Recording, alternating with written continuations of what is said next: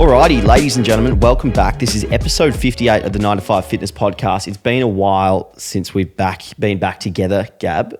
We've had a few guests on, a few big weeks. It's been a really hectic few weeks for the podcast, just guests after guests, and actually only two guests, but it's been hectic in terms of charts and just getting all that content out. So it'd be good just to sit back and catch up on the past few weeks, I'd say. Let's do it. Now, everyone's been saying each podcast we get better and better each week. So that would mean that this will be our best podcast yet. Yeah, do you reckon? Well, I mean, that's the trend. Was it as awkward for you talking to Prime as it is right now, like how I'm just like a little bit higher? It is a weird scenario, not going to lie. We do need to figure out our... Yeah.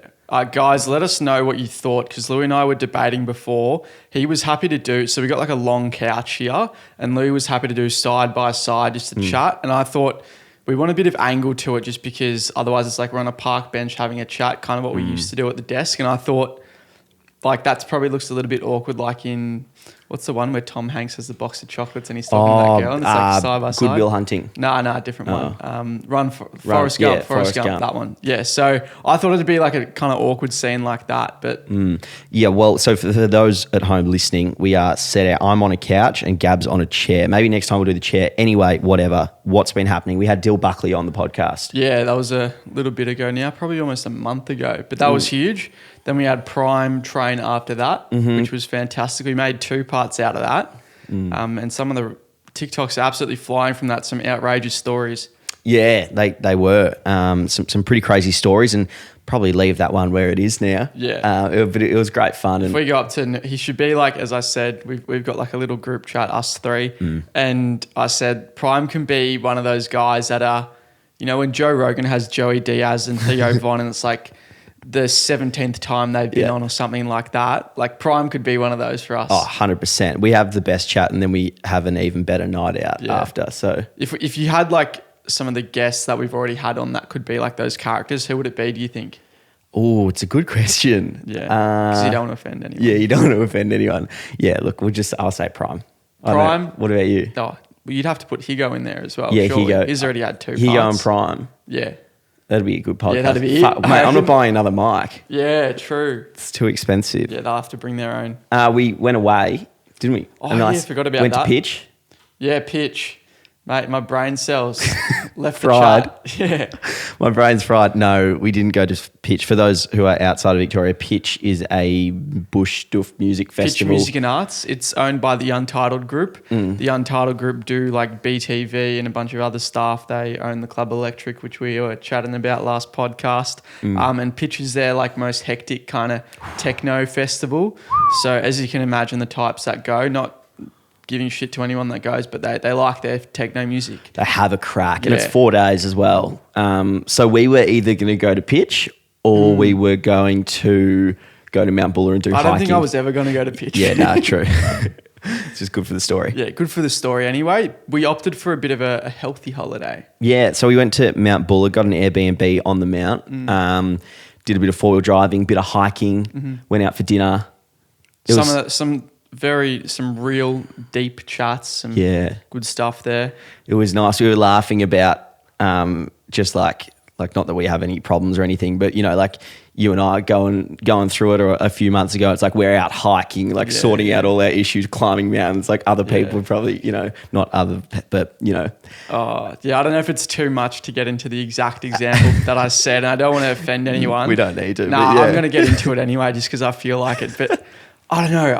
I've got like quite a few friends that are girls, and you know, not trying to make it gender specific here, but it seems that they go out for coffee and superficial dates with people that they don't actually like all that much. I hate them. They're like, I've literally heard this girl talk that much shit about how much she hates such and such, but they're going for like a little coffee date. And I can just imagine the kind of surface level conversation they're having. It's like, I don't even want to be a fly on the wall in that scenario. Nah. Like, and we just kind of juxtapose that to the boys are climbing a mountain. We're hiking Mount Everest, having a chat about our mental health, everything like that, just solving world hunger.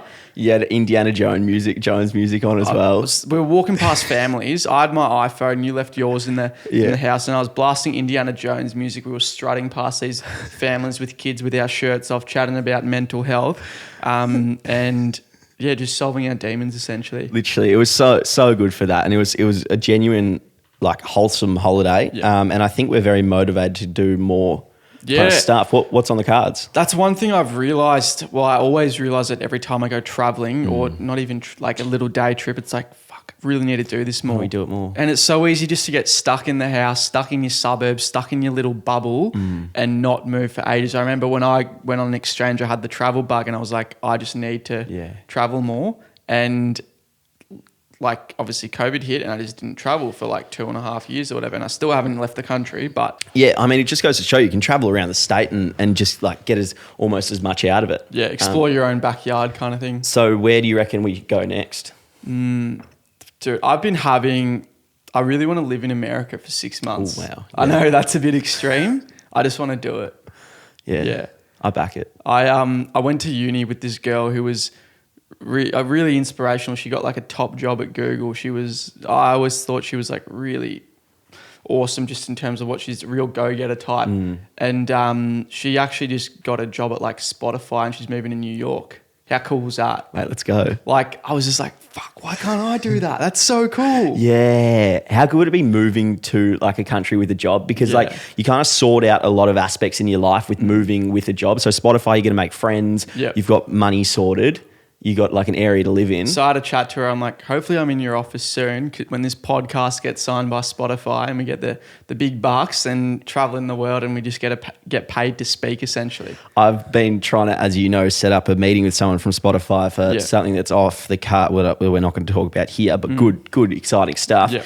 And it's too hard because like the time zone difference. She's in New York. Solution, sign us, pay for our house in New York, our apartment. And our flights. And just pay for everything and time zone issue sorted. I want to go. Well, I think in terms of traveling, let's be a little bit more realistic. I want to go to Perth. We both want to go to Perth. WA's on the cards. Yeah, we were hoping to link up with there's a few big podcasts in Perth. I don't know if there's any, because they're all, I think, around our age, the bigger ones there. I don't know if there's any ones around our age in Melbourne. Yeah, it seems like Perth is the only kind of ones that are also doing well. So we've got what is it? The bloke to bloke podcast. Bloke to bloke. Yeah, it's Nick and Josh, I believe his name is. Yep. But they've been doing really well. I've been having a chat to Josh quite a bit, and we'd be very keen to jump on kind of like a foursome podcast with them. Yeah, I think that'd be good. And there's a few other big ones in Perth as well, isn't there? Yeah. Forgotten the names just off the top of my head. PNC Lads. That's another one. That's the one I was thinking of. Yeah. But yeah, it'd be good to do a little podcast tour around there. And I keep getting people messaging me saying, when are we going to Perth to do a meetup? I don't know would we do a meetup? Maybe we could try. Maybe we could just say like, we'll be here at this time, training at this gym, like come along. Yeah. Not like an official meetup, because it'd just be awkward if no one rocks up. Dude, that'd be so weird having your own meetup. Yeah. I remember watching like a Zach Perner video. He had one like in Melbourne City on like the Yarra River, and I think actually like a lot of people turned up. So that'd be pretty sick. Yeah. But yeah, I'm at uni most days. Like I have enough people meeting me there, which is pretty sick. So get your fix. Yeah, it's good fun. Yeah, no, that's the way. What else has been going off? Well, we've been having our tops off in the past podcast, getting a few people fired up. Yeah. Do you want to explain kind of your rationale behind that? Yeah, well, it's a funny one. So like we post a photo or a video of us, like on TikTok with our tops off, sunnies on, and there'll be 400 comments of people saying, what the hell? Why do you have your top off inside? Why are you wearing sunglasses inside? That is so ridiculous. Yeah. That really annoys me. I've made a habit of like not reading comments that much anymore, but I bulk went through the 9 to 5 videos the other day and Prime's videos and all that just to see how they're doing the general performance. And I had to gaze through the comments and fuck, there are so many pissed off people in there. They're like genuinely angry that we had our tops off. They are so angry. And the best part is the angry ones feel the need to comment, which, what does comments do for the algorithm? Comments, so in my kind of mastermind, ebook on how to hit the TikTok algorithm. I believe the most important variables are watch time, shares, comments, saves, likes in that order, I believe. And comments obviously boost that up. And if they're angry, they're probably going to be watching it and rewatching it and maybe sending it to their mates. So to the people who are listening to this podcast, you're probably not a hater. But the reason we do it, the reason we wear crazy shit, the reason maybe we like dye our hair, it's actually not the reason we dye our hair, but we'll get comments for it, is so that we get these hectic comments and then it flogs it for the algorithm. Yeah. So we're letting you in on a secret. Next time you see all these comments that are like, oh my God, they got the top off, they're bloody wearing sunglasses inside, that's just ridiculous. Now you know. I like to be more subtle than that. I like to say like mum, like MOM instead of MUM, just because I'll get people commenting, bro, you're Australian, why you do? Or I'll use like pounds instead of kilos to piss people off. Or like the other day I was like meal prepping and I had just like a Mortein bottle there in where all the marinade ingredients were, and really, just really subtle Easter eggs like that. And bro, why is there Mortein? It's just like clinical. They don't understand like this next level humor. It's really funny once you get it. So it is like to the podcast listeners, we are giving you a genuine insight. This stuff is very calculated. If you are on the same wavelength as me, call me out if you see a little Easter egg like that. Like, Gab, I know what you're doing. Yeah, I like it. There will be a few. We should start pronouncing things wrong. Yeah. What was mine? Schedule and schedule. But that wasn't on purpose. That was just. Maybe if we pull a TikTok out of this podcast, we can just pronounce like a location area. Like, oh, where are we going? Where should we go next? We're going to Perth. Gab wants to go to the United. I was trying to mispronounce Pacapanul, but I don't know how to mispronounce that. Yeah. Nah. Yeah. We're not going to Pacapanul, are we? Well, yeah, you already did. You said Pacapanul. Yeah. That'll do. Is that not how you pronounce it? Pacapanul. Okay. Well, there you go. Have you ever been like called out like really embarrassing word that you've mispronounced? Yeah, definitely. I can't think of one though. So I've got like a really embarrassing one that sticks with me. I'm kind of scarred from it, right? I also had like an ex-girlfriend who'd like constantly correct me on every single word that I used and stuff like that. But that's another story. So this one was an ex-girlfriend who called me out on it. Or maybe it was. I was like this big English nerd reading all these books, trying to use like a really high level vocabulary. You know, I was getting good marks as well. And I was just using very flamboyant, sophisticated words. Most of the time, all the time, pronouncing it really well, using it in its correct manner.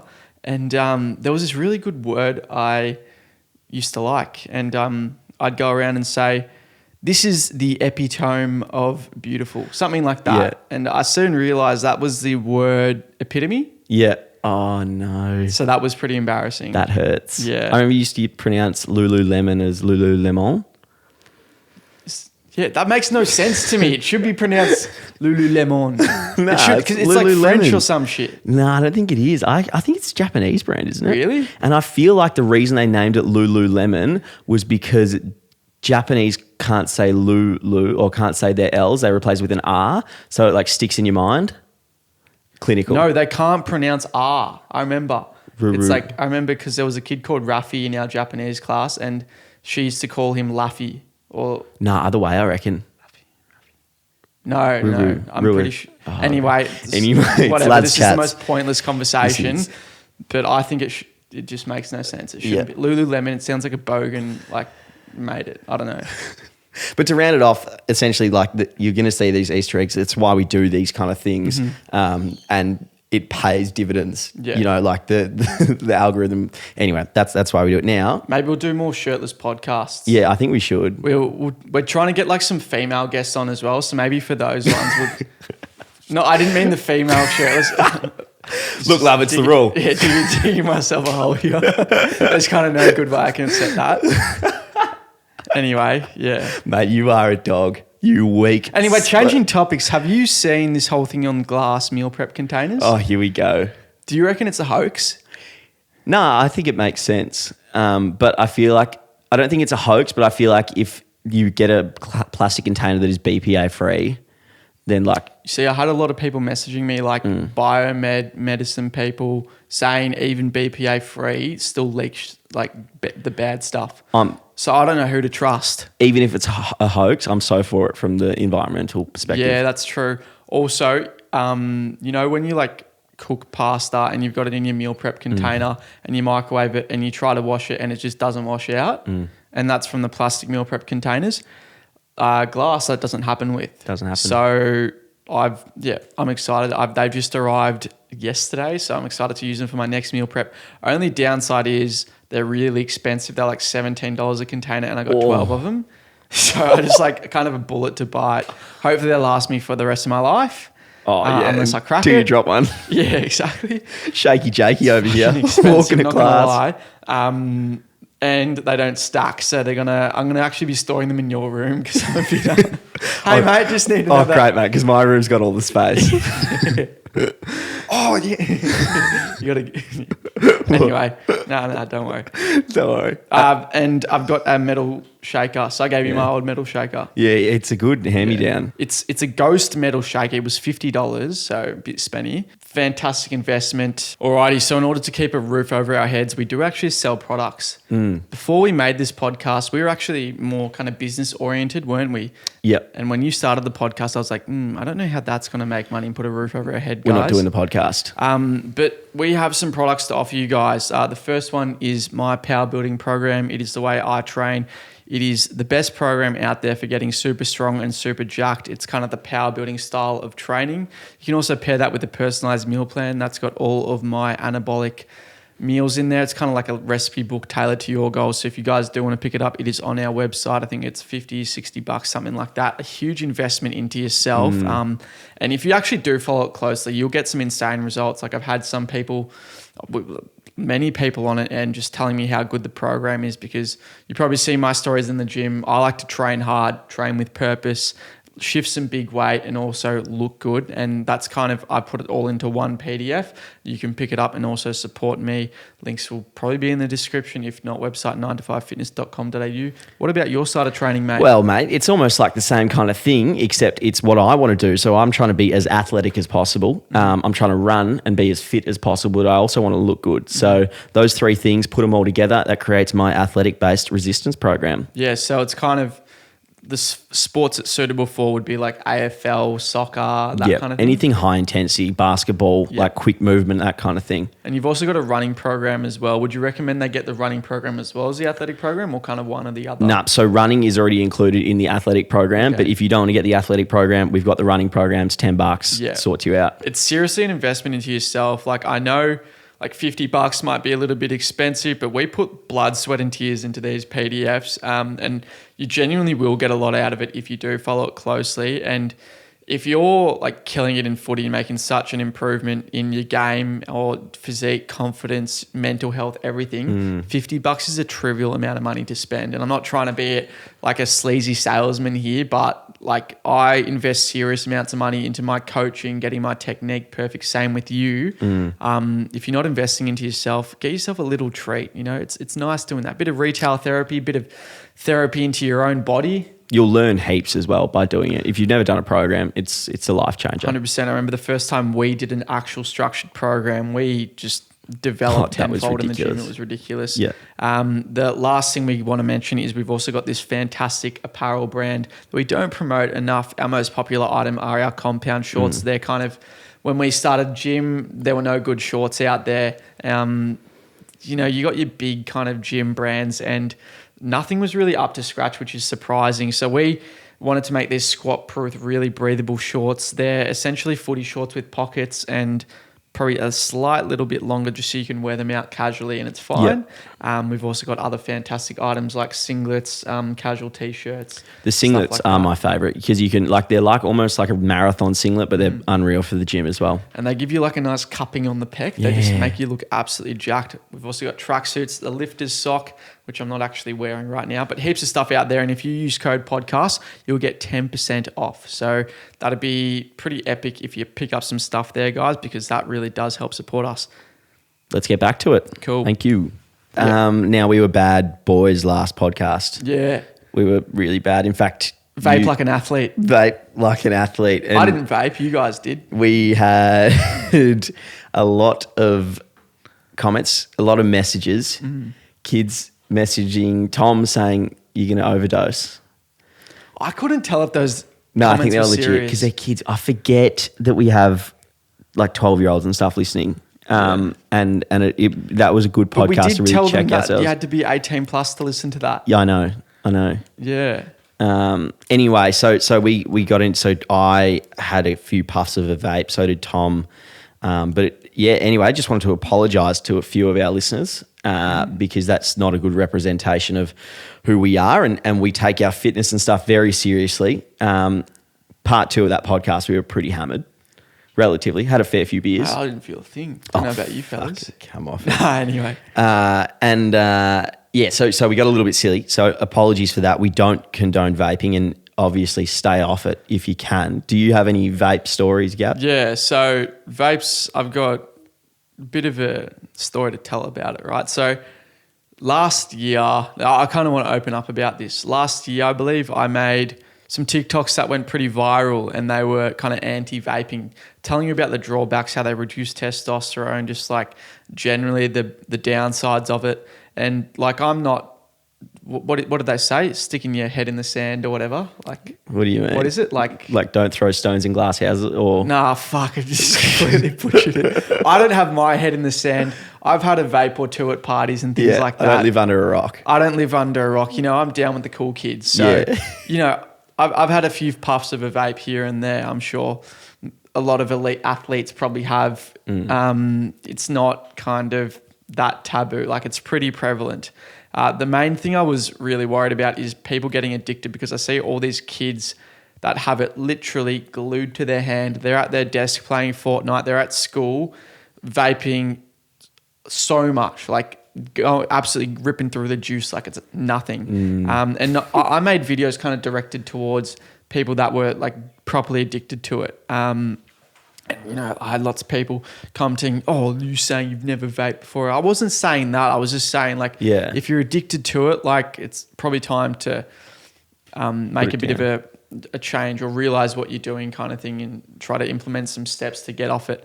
Now, since then, it was probably October, like, there were a few parties about, I was having a few puffs of vapes and things like that. And I'd always be fine with putting the vape down afterwards. Like, I would never like want it unless, you know, you go out on the weekend and you have a few puffs here and there, very kind of limited volume. But this, for the first time, actually got a bit of a hold of me. And I don't feel I've got like an addictive personality or anything like that. I remember literally on exchange, I'd smoke like cigarettes, not too frequently, but more than I should have been. And I dropped it straight away with ease. Whereas this time it did get a bit of a hold of me, which was really strange. I don't know why it was. There'd always be times where before that where I'd think, oh, this vape is disgusting, like the fruity kind of flavor. Yeah. And I'd just be completely off it. But it did get a hold of me. I reckon I did like, it's this thing, right? When it would hit kind of 5 p.m., 6 p.m., I'd be like, have these urges to like have a puff of a vape, not like absolutely destroy one, but literally have 1 or 2 puffs. Whereas before that, I'd be like, that is the most disgusting thing ever. Like, do you get what I mean? Yeah, for sure. I know exactly what you're talking about. It's like the second 5 o'clock hits, you want a vape. It's like this switch in your brain flicks, and it was like, where's the vape kind of thing? And I'd get genuine urges. And I told my coach about it. I was pretty open with him. I was like, I reckon I've vaped almost every day, you know, maybe 1 to 5 to 10 puffs at night. So not serious volume, but that kind of accumulates. And I know it wasn't affecting my cycling well, wasn't affecting my powerlifting well. I don't know how significant it was, but I know it wasn't helpful. And I didn't like the fact that it had a hold of me and I had those urges. So he's kind of got a psychology background. So he went through the symptoms of addiction. And I think there was a borderline vape addiction there. So I recognized that, and I knew if I wanted to be kind of the best lifter, best athlete I could be, then I need to get rid of it. So it was only very recently I put in steps to kind of disrupt that hold it had on me. And I'm hoping now I'm through the other end of it. But if anyone here is in that kind of situation and the vape has a hold of them, like, I know we kind of made a silly joke a few podcasts ago where someone said how to stop smoking. We said, just stop, bro. Yeah, that was a joke, by the way. That was a joke. Obviously, addiction doesn't work like that. Like, I now actually know how difficult it is, because you do get those urges and it's pretty, I can only presume my odors were quite light compared to the people who are like have it glued to their hand.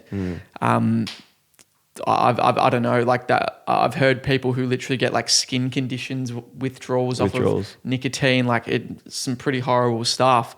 For me, it was kind of like I just disrupt it. So it's like one day I'd be like, all right, I'm just not doing it. And what I'd do is, because the way I'd enjoy it is I would go train in the gym super hard, have a shower, and then in the car I'd have like, a few puffs.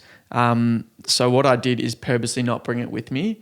And that was damn hard because if I had it with me, I was 100% going to do it. Yeah. Yeah. Whereas the fact that I didn't have it on me, it kind of took it away and it was genuinely tough. But now it's like a whole lot easier. And I think once you break through, I don't know the actual evidence behind addiction, but for me, once I broke through those initial days, like realizing I could do without it, like that helped so much and made it a lot easier to disrupt it. Yeah, it's interesting. I find with the vaping, it's kind of, I never really want it unless I'm super stressed out or I have beers. Yeah. Or it does, like, look, after 5 p.m, sure, it's like, it'd be nice, but I'm never gonna, like during the week, I won't go and just have a puff. But I remember like going through the breakup and stuff, I was like, fucking give me a vape. Like I'll do anything to get away from feeling this stressed out. And nicotine does help with stress from a short-term perspective. I'd actually be so interested to know the negative effects because, all right, if it's glued to your hand, you're smoking throughout the day, you're probably ingesting more volume than someone who actually smokes cigarettes because you can't smoke a cigarette inside or at your desk unless you're a foul beast and you've got an ashtray like inside, which yeah, it looks like some sort of train spotting setup or something. The crack den. Heroin. Heroin. That's a hell of a throw. If you got it glued to your hand, it's a no-brainer. It's shit house for you. You're never going to be the best version of yourself. You're going to get puffed up running out the stairs. I do wonder if you're doing it kind of the amount I was, a few puffs a day at night. I really do wonder how much that affects you because like I was still training to a pretty good standard. Yeah. I wonder if it's more like mental effect. Like I know if I've had some vape, whatever, and then like have footy training, then I'm like thinking about, or I go for a run, I'm like, I had a vape. I can feel it for sure. And you almost convince yourself. Yeah. It's like surely that small amount doesn't actually. For me, I do wonder. It'd be so interesting, and obviously it varies like how much you're actually breathing in, how long you're ingesting it for, and there's a whole lot of variables in there. And I know some people who just like mouth it as well and just like exhale. I wonder if they're getting any negative effects. It'd just be so interesting to know how much it degrades because I know there's like a lot of footy players that would get on the vapes when they go out as well and they're running elite times. Like, so honestly, that'd be so interesting to me and there's not enough kind of evidence out there. I saw a lot of comments on our, like people defending us saying, well, like Melbourne Demons had a cigar after the grand final and like didn't MJ always have a cigar? It's like, no, you don't actually inhale cigars. So they're actually nowhere near as bad for you, especially from a respiratory perspective or your lungs. So for kids that are playing at home who have never had a cigar, they're not as bad for you. It's like they don't affect your training. What I also believe in is like work hard, play somewhat hard. So when you see like us in prime training, I think he's a jet at footy, isn't he? He's a gun. He's a gun. Like running serious elite times. Like he'll work bloody hard. We're kind of in the same boat as well. Like work bloody hard, and probably the time that gets seen the most is when we're out, and it's probably gets skewed where you're like, oh, you guys are just like go out all the time. You don't take your training. It's like that's probably just what you see. It's that highlights reel kind of thing. You don't see like me at uni like getting up at 5, eating fucking the exact same thing throughout the day, and then going off to the gym like a machine, and then getting my sleep. They'll just see like going out on the weekend or something like that. So just probably like keep in check. That's not our whole life, just going out. Yeah, definitely. No, 100%. I think overall, we do not condone the vapes and they're a shit one. Yeah, so they can get a hold of you. So if you're in that boat, just have a think, and maybe, I'm not saying like realistically you're probably going to touch it again at a party or something like that. So just keep it in check, I'd say. Yeah, you want to be able to live with it as well. You don't want to have to, be, I can't go near anyone with a vape. You want to try and be able to live with 100%. it. 100%. I could go on for forever, but I reckon we move on to the next topic. Yep. So we went and got our hair done. Yeah. More uproar Far out. I didn't realise. I mean, look, I knew it would cause a bit of anger. But people think they own us or something. What I don't agree with is like just how many people, like the critiques on my appearance. Like, I don't know if I had that many before. A lot of people calling me short and a midget and stuff like that is what it is. Just like little trolls out there trying to get likes and whatever. But like, I thought it was kind of out of fashion to like just point the finger at people and criticize them for their appearance. It's brutal. Hey, I couldn't believe, feel like there's almost a sense of ownership, like kids commenting and long-term followers like, what have you done? Yeah. Like, nah, you have to change it. Yeah. So, well, no, mate, like it, yeah. You don't own me. Like I can do whatever I want with my hair. And look, I love it from mates and stuff going, you look shit ass. Like, love that. But look, if I've never met you before, probably go easy. But it did create a lot of uproar. So we just decided while we were on Mount Buller, hey, why don't we? Yeah. Well, we always wanted to do it. I think you and I was like, yeah, that'd be a good idea. And we never made it happen. But this time we actually did make it happen. Yeah. So it was like a Sunday. None of these joints were open. And I'm pretty sure you have to book like 2 weeks in advance to get your hair done. It's a bit of a process. I was very new to it. And we've ended up finding a place. Look, they may not have done the best job, but like I was happy that they actually fit us in and did it. And just like the amount of people saying, oh, you completely stuffed it up, or just like being pretty savage, like saying how shit of a job it is. It's like, okay, if hairdressing is like your domain of expertise, like mine might be lifting. You don't see me going up to you in the gym and telling you how shit house your physique is and how shit house your technique is, because I'd be flamed and like that'd be a dickhead move to do that. Yeah. It's like, why is that any different for someone who specializes in hair? It's like, I don't know what I'm doing with hair. I'm just like asked like this dodgy joint to fucking gave him a photo of Justin Bieber and was like, make that happen. And they did their best job. It's not my fault. Like you could provide like some constructive feedback rather than going, oh, you completely fucked it up. Like, you idiot. Like, people would laugh at you. Like genuinely not holding back at all. Not holding back at all. Well, I think like we said it off camera, or you said it off camera. It's like, if you just like went up to someone and called them fat, like you're just straight up talking about their appearance, like same kind of thing. And obviously we've got thick skin and all of that. We can handle it. And we did expect a bit of backlash. I don't know if we expected this much, but same kind of thing. I want to give like a specific example, not too specific though. Like I literally had a girl comment like pretty severe hate on my photo saying how shit house it was. Yeah. And fuck, like I could get cancelled for this, but like you look at one of her photos and it's like, well, if we're going to get into the appearance battle, like there's some things that I could say, but I won't obviously, because I'm bigger than that. Yeah. And I'd get cancelled, and I think it's not a nice thing to do in general, but like, fuck me. Like what? Can't win. Yeah, if I call someone fat, I'm getting cancelled, and I just wouldn't do that. But you can go after me and call me gay for having my hair blonde. Yeah. It's like... Perfect segue as well. As another one I noticed is just the obsession with sexuality. Yeah. Especially on TikTok, like far out. I can't... Like it's getting so annoying for me personally. It's just the obsession with our sexuality, with just sexuality in general. And I made a TikTok on it today talking about how like I understand that, you know, the demographic of TikTok is kind of 16 through to 18 and that those are very formative years. And if you're that age, like you are learning about yourself and maybe you have all these thoughts popping up in your head and all this and that, you don't know which way's up and you don't know what you are or who you are. But projecting that onto a video or onto other people, you know, it's fine for Gab and I because we can handle it, but doing it to someone else, it might be, you know, might be pretty detrimental to their mental health. 100%. Like I literally had a comment just before someone, like I posted like what was meant to be a really helpful video or just informative video about like glass containers, and like first comment was from some kid saying, what a fucking gay haircut or something. It's like, mate, I literally spent like 2 hours making this video trying to help people. Yeah. And first thing you comment is like saying how gay my hair is. Yeah. And I called him out on it. I put it straight up on my story, and I think I just saw on my phone his brother replied and said, I'm so sorry, mate. That's my 16-year-old brother. Like, he's really self-conscious about himself. There you go. I'll get into him about it. Yeah. Like, I feel bad for him, but at the same time, you commented that. Like, nah, mate, you got to pay for it. Yeah. You can't go commenting that. And look, he won't do that again. Yeah. Lesson learned. Great work.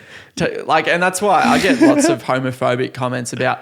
And let me tell you, like, not that I feel like I have to prove my sexuality whatsoever, but I'm not drinking alcohol and my performance is through the roof. And I think my testosterone levels are higher than ever. I'm walking around uni with my head on a swivel, just wanting to talk to every girl I see, basically. So there you go. I know it might not look it because my hair is apparently extremely gay, but my body is telling me otherwise. So there you go. There you go. Yeah, well, it's a hard one because, like, even making this video today, I did not want to have to I didn't want to go into the thing of justifying I'm not gay. Look how straight I am. This is how many girls I've had sex with, bro. I'm not gay. But it's like the second you start defending it, you're in trouble, aren't you? But you can't win. But anyway, the hair thing has really brought it out and the obsession. Anyway, I've got a practice match on the weekend for footy, and mate. I'm nervous because of it. No, I'm not. I'm not too worried. But as I said to you, like, you're already like one of the quickest off the mark kind of thing, breaking through the scrap. You're going to make sure no one's fucking catching you. No one's touching me. All they see is the kind of back of your hair and that's it. They're talking shit and it just gets lost. Put some toner in. Yeah.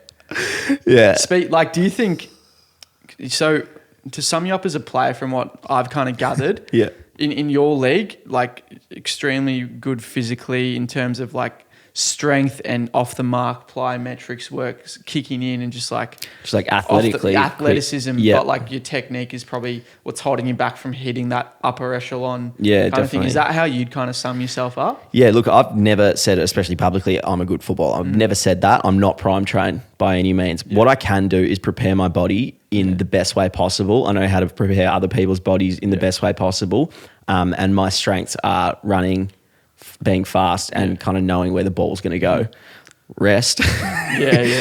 Handball it straight away. Get rid of it. Because I remember watching you in like year 6 and I thought you were a good kicker. Yeah, well, we're at Wesley Elsterwick and it was all soccer players. Yeah, okay. I'm a shocking kick. Yeah, whereas I think you said you're watching the Essendon versus St Kilda practice game and you saw Higo get a kick. He had the ball for like once. What did he do? Oh, he just turned around onto his right and it was a 40-metre grass cutter and and he just hit this bloke on the tit and it was like, oh, mate. I just saw him with him last night and I brought that up with you and like he just makes sure like every touch counts. Yeah. Like, I think he said he wanted to play the full game, but they were giving him like limited game time just as like a little introduction or whatever like that. Yeah. He just made sure every time he touches that ball, like, make sure there's no wasted kicks kind of thing. Yeah, it shows. And I think that's like the most aesthetic thing when you see like a fresh fucking grass cutter like that. It's so clean and it sounds good. Yeah, he turns around on it. A bit of swaz on it. Yeah, I'll show you it after this podcast. Yeah. It's just like a small piece of play. Yeah. Like most people wouldn't kind of like jump at it, but I was like, oh, that was sexy. Yeah, you can tell he's got tricks in the bag. Yeah, he does have tricks. Anyway, I want to catch this game. What do you reckon? Wrap it up there? Yeah, no, let's wrap it up. It's round 1 for us. For the footy. Yeah. We're going to lock in. And we just got monetized on YouTube, guys. So I think we're going to drop that song thing we did for about 3 episodes because then we won't get paid. We need money. Yeah. Thanks so much for listening, guys. Cheers. Bye.